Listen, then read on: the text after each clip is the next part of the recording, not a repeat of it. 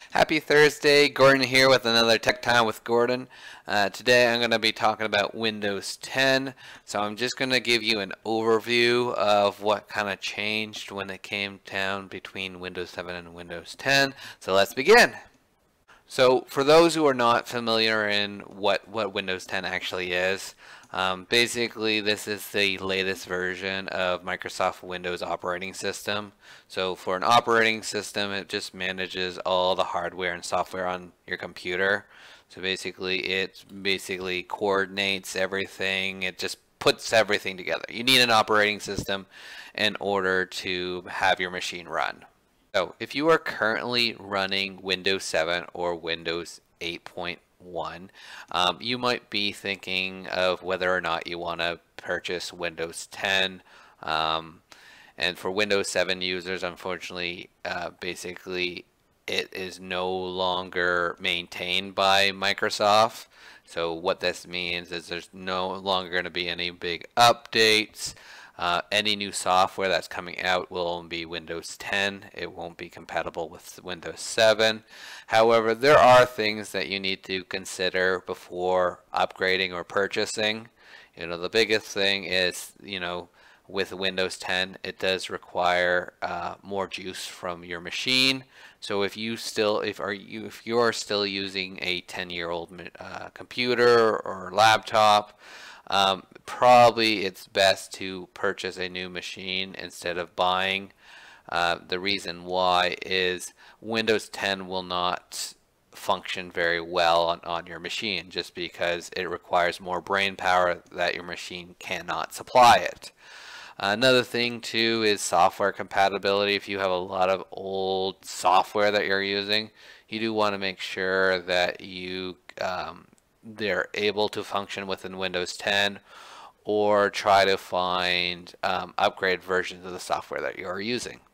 So for the first time signing into Windows 10, you are going to be asked to create a Microsoft account.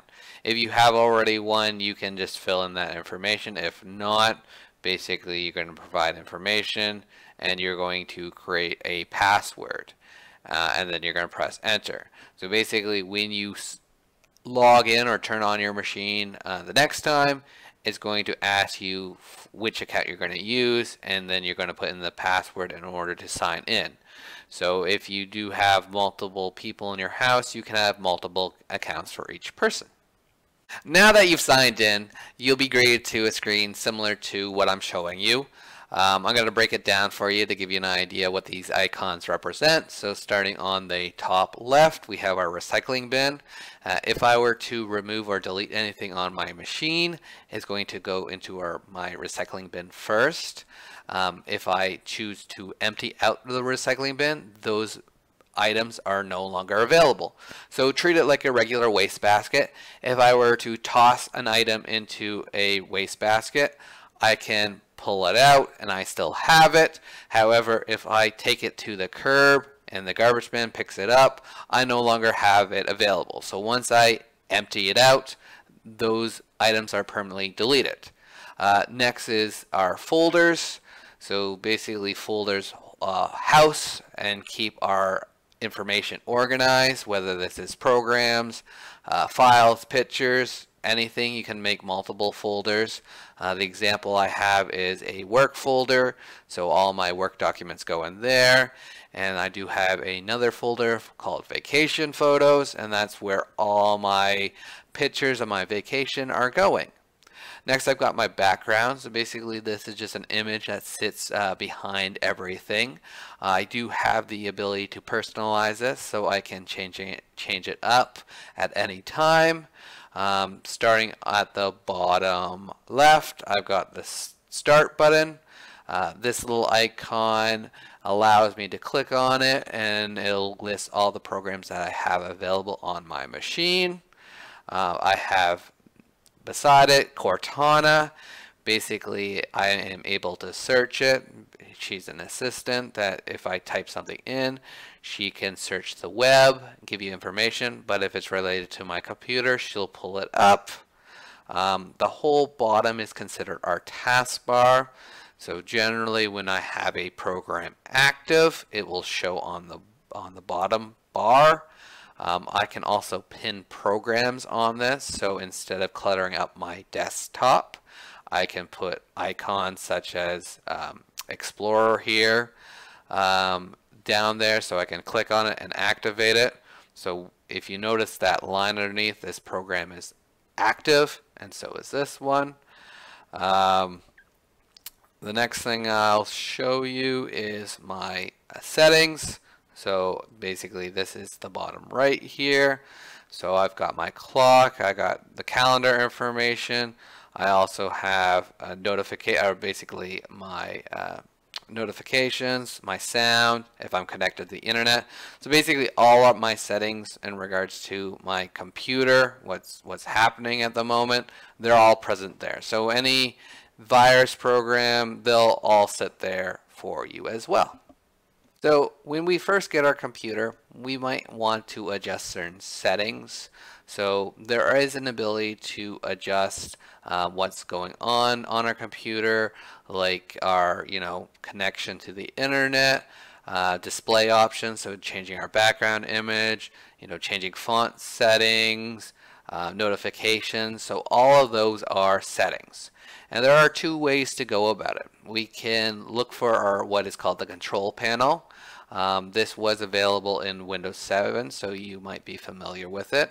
However, Windows 10 also has the ability to do settings. So if you look above me, on the left is settings, on the right is control panel. You can choose either or. However, with settings specifically, there are going to be different utilities that we can access that technically we can't with the control panel. Now, one big new feature with Windows 10 is Cortana. So what Cortana is a virtual assistant. We can set her to respond to voice commands. So I can say, hey Cortana, and then she can respond to me. So something, if you have an Apple device, this would be like Siri.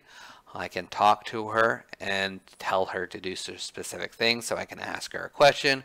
I could ask her to open a program for me, browse the internet. So in order to set the voice option up, we do want to go into our settings, and then we want to go into Cortana, and then we would want to make sure that Hey Cortana is on. So anytime I say Hey Cortana, she will activate.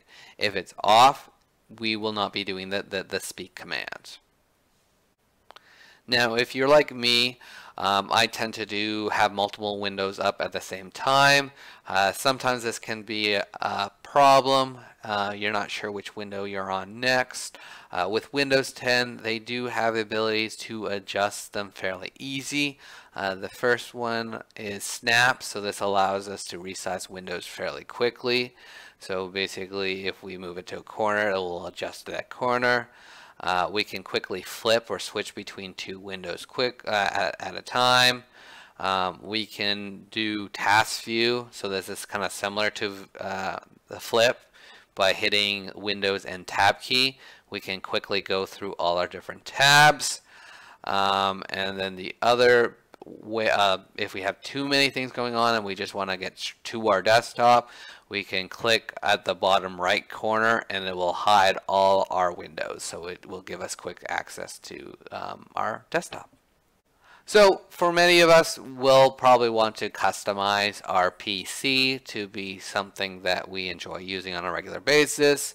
We want to make sure the look and feel is just exactly right. Windows 10 makes this easy by going into settings and going to personalization. We are able to change the background, what our lock screen looks like. We can change the colors, we can change fonts. Everything's there. Basically, you can just play around with it until it is right for you. So personalizing is not only just for making everything look pretty. If you do find that you have difficulties with reading the text on your screen, you can adjust the font size by going into your display settings. When you change the font, this will also change the size of your icons as well. One thing you can also personalize is your start menu. Basically, when you start off, you'll have tiles activated. Tiles just allows you to quickly access certain functions on your computer, from your calendar to your mail. You can rearrange these tiles any way you would like. You can remove them, you can resize them, you can unpin them. So basically, if you are never going to use the Xbox, you can right click and unpin that one. You have the ability to turn live tiles on and off, and what live tiles are, basically they'll do little animations. So again, you do have quite a load of different customizations that you can do for your Windows 10 experience. So another new interesting feature for Windows 10 is the Action Center. So basically what this allows us to do is it gives us the ability to see important notifications that can come from different programs. So this can be as simple as letting you know that you have an email, whether a program requires an update, or maybe you've achieved that highest score in Tetris. Another thing that the Action Center allows you to do is it does give you controls to certain settings, such as your Wi-Fi connection, to the ability to use tablet mode.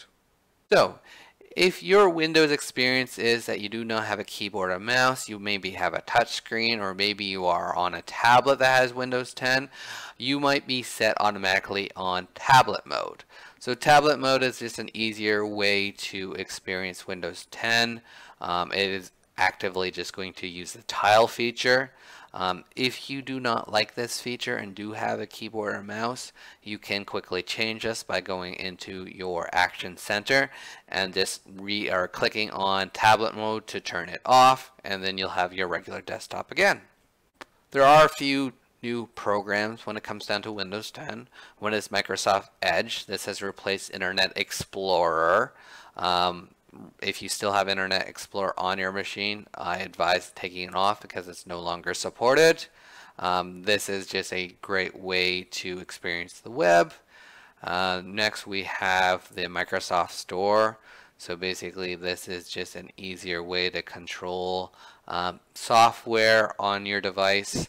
You can find free programs or purchase programs on the Microsoft Windows Store. Biggest thing when you're reviewing it, similar to the Google Play Store or the App Store for Apple, you always want to see how many people are using it, read the reviews, and check the star rating. Again, 1 star is garbage and you shouldn't be using it. 3 to 4, or that exclusive 5 star, it's going to be reasonable, or it's going to be a great. So do your review before you downloading it, but just makes it easier for you to acquire more programs on your Windows 10 device. In conclusion, Windows 10 is just the latest and greatest when it comes down to the Microsoft operating systems. If you were to buy a new laptop or PC that is Windows based, it will have Windows 10 on it. Unfortunately, Windows 7 is no longer supported. For those who have an older machine with Windows 7 or 8, I would strongly urge you to save your money and look at purchasing a newer device. The issue is, if you were to buy just Windows 10, it might not be able to, or your machine might not be able to support it. In regards to the look and feel of Windows 10, it is quite similar to Windows 7 with a mix of 8. The changes are not drastic by any measure, so for those who are used to Windows-based machines, you should be able to quickly adapt to it. A lot of it's familiar. I'm hoping that this video gives you kind of a brief understanding of Windows 10. And I look forward to my next video next Thursday. Everyone have a great day. Bye now.